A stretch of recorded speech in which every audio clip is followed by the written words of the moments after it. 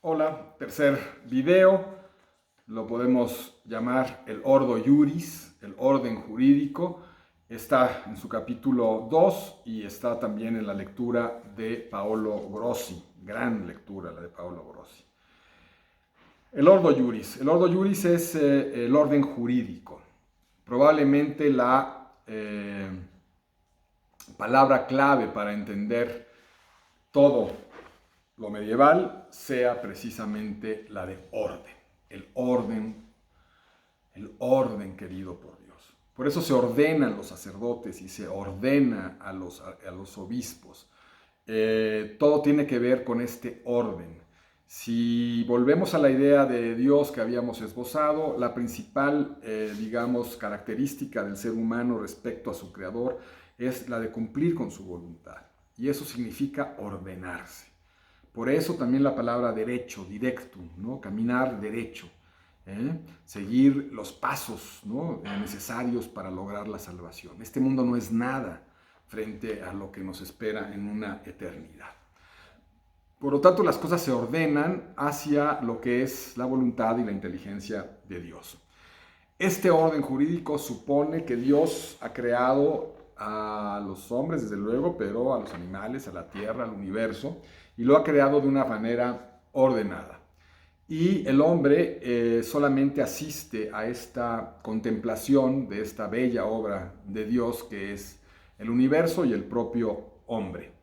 Y la clave para moverse dentro de este universo ordenado es la interpretación, la interpretatio, como le llaman los medievales. Les voy a poner esto, se los voy a mandar nada más para que lo puedan ver. Un segundito, déjenme ver cómo está. Ahí está. Si no, lo van a tener ahí en la foto y vayan viendo la clase con esto. Bien, esta interpretatio significa que es como si fuera una obra, una gran obra, la obra de Dios, en donde lo único que podemos hacer los hombres es interpretar. Esto significa que el derecho no es creación del hombre. De hecho, la creación, la creatio, versus interpretatio, supondría que el hombre no es un ser que esté, capacitado para la creación, cosa que va a empezar a desmentir, desde luego, el Renacimiento, que va a empezar a enaltecer las obras que puede hacer el hombre. Si esto es así, esto es como solamente podemos interpretar, no podemos crear prácticamente nada. Y entonces el derecho no es creación racional, no es creación voluntarística de parte del Estado, no es la idea que tenemos actualmente del Estado, en donde el derecho es una creación, teóricamente en la democracia del pueblo a través de sus representantes en las asambleas legislativas, que teóricamente se basaría en una racionalidad y en una búsqueda del bien común, teóricamente. Vaya que se alejan de eso. Bueno. Esta idea no ocurre en la Edad Media. En la Edad Media todo está bajo esta óptica de la teología cristiana, bajo esta idea teológica, y entonces el derecho es interpretación. El derecho puede ser declarado, puede adaptarse, puede corregirse, puede renovarse, pero no crearse. Este es el sentido de la interpretación, que está basada este orden jurídico y esta interpretatio de este orden jurídico querido por Dios desde el comienzo de la creación, por dos valores fundamentales, de donde van a obtener el hombre la posibilidad de derivar las normas jurídicas. Un valor trascendente y un valor inmanente. El valor trascendente, dado que Dios es creador y el hombre criatura, es el mismísimo Dios judio-cristiano, el Dios cristiano que nos trasciende y que se comunica con nosotros a través de la revelación y, aunque esto es escasa, permite que esta trascendencia nos oriente en lo que deba ser el derecho. Desde luego, en esta trascendencia radica la moralidad y la eticidad cristiana, definidas por la ley de Moisés, las bienaventuranzas, el ejemplo de Jesús, etcétera, etcétera. Frente a esta ayuda, o de esta iluminación que nos da la revelación del Dios trascendente, del valor trascendente, estaría la inmanencia de la naturaleza, lo que es propio de sí. Y la naturaleza, que es orden también creado por Dios, también nos va a permitir pautas de conocimiento del derecho. Del valor inmanente se aceptarán derechos como los consuetudinarios, los mercantiles, los romanos, etcétera, etcétera. Y entonces estos dos valores son los que permiten hacer esta interpretación, esta declaración, renovación, corrección, adaptación de lo que va surgiendo en la realidad histórica. El derecho entonces está en la historia, está en la realidad de la naturaleza y en la realidad de lo teológico. Y corresponde al hombre interpretarlo, saberlo usar, utilizar en su favor, siempre filtrándolo bajo los parámetros de la moralidad, de la eticidad, de la teología cristiana. Hay dos certezas fundamentales en todo esto. La certeza de que el hombre solo alcanza la perfección en la comunidad y la certeza de la imperfección del individuo. Es decir, todo lo contrario a nuestro universo actual, en donde lo importante son los individuos, toda esta generación de la posibilidad de la libertad, de la igualdad, de los derechos humanos, etcétera, etcétera, que tiene que ver con este individuo, ¿no?, que accede a todas las cuestiones. En la Edad Media hay una total dependencia de la comunidad. Desde luego, la primera comunidad y la más importante es la comunidad de la Iglesia, esta sociedad sobrenatural que tiene por fin darnos los elementos, las posibilidades, las capacidades de poder pasar esta prueba terrible que es vivir este mundo, ¿no?, lleno de tentaciones y alcanzar la vida eterna. Esta comunidad a la que se pertenecen todos los fieles, todos los bautizados, entonces constituye la gran comunidad. Pero todo en la Edad Media es comunitario y las defensas de los derechos van a ser comunitarias. Y entonces el hombre está acostumbrado a unirse en comunidades y por eso se une como residentes de una ciudad y obtiene un derecho municipal, se unen como gentes pertenecientes a un gremio y de ese gremio entonces habrá una defensa colectiva de los derechos, se unen también como cofrades, como cofradías religiosas y en esas cofradías se encuentran defensa, se unen por un montón de cuestiones siempre de manera comunitaria. Totalmente entonces diferente a esta atomización tremenda que hizo pues todo este racionalismo en la época de la Ilustración, la Edad Moderna. Esto es muy interesante porque de alguna manera se ha perdido este sentido de comunidad que sí nos permitía una cierta protección frente a la arbitrariedad del Estado, que ahora tiene una teórica garantía a través de los derechos humanos y sus protecciones a través de las comisiones que luego pues no son tan efectivas.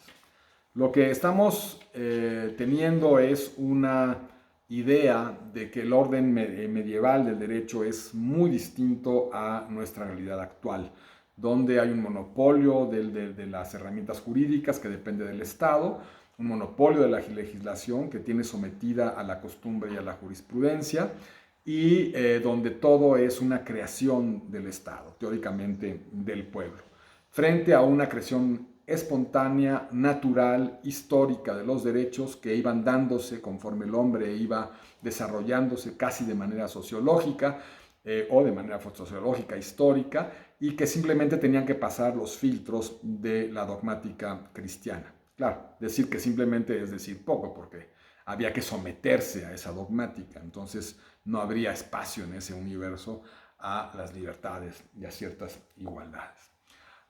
Entonces, ahora empezaremos a hacer una especie de bisagra, de gozne, entre lo que va a ser la realidad medieval y nuestra realidad actual, que proviene de la Ilustración y de todas las cuestiones que brotaron del Estado liberal moderno, de la constitución de las democracias, de los dogmas del constitucionalismo, de la codificación, etc.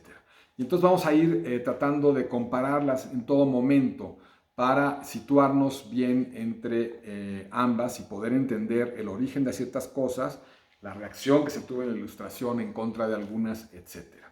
Yo aquí también les voy a mandar este pequeño cuadrito.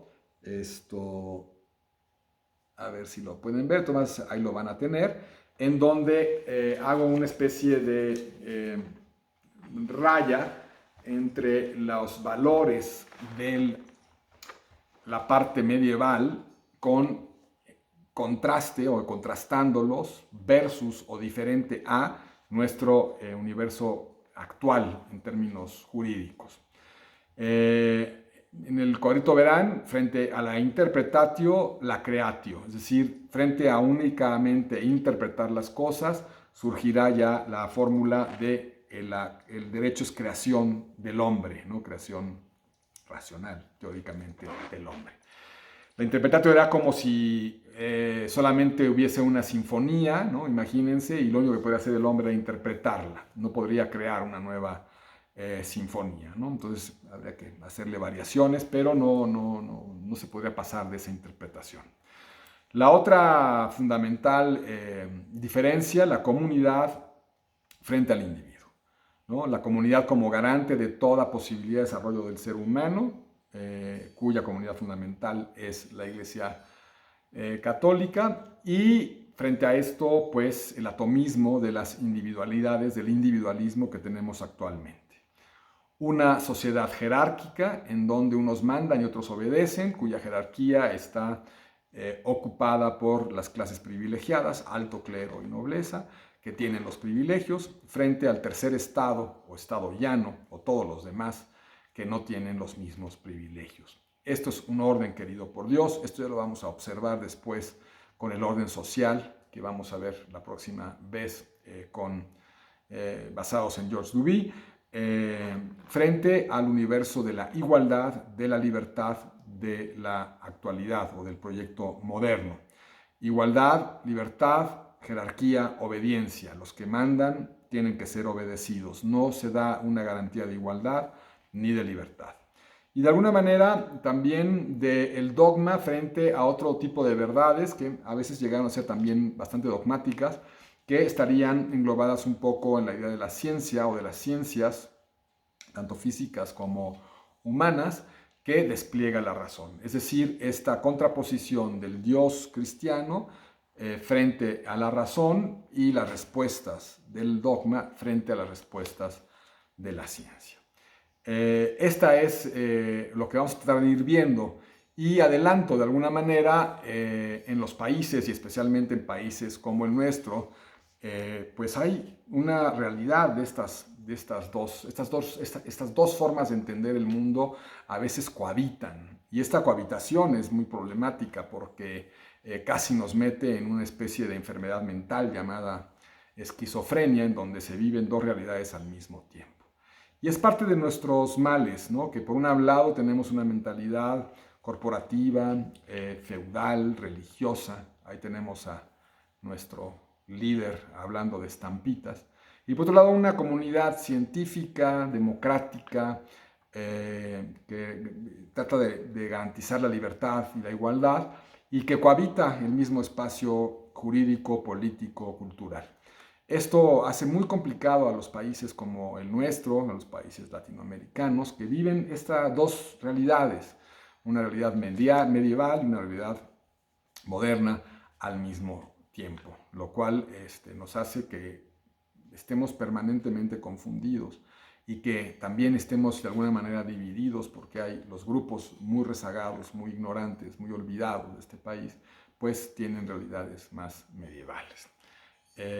Hay cosas buenas de las partes medievales, desde luego, como las hay malas de las partes que provienen de la Edad Moderna o de la Ilustración. Iremos tratando de sacar pues, lo más provechoso de ambas cosmovisiones. Otro saludo. Hasta luego.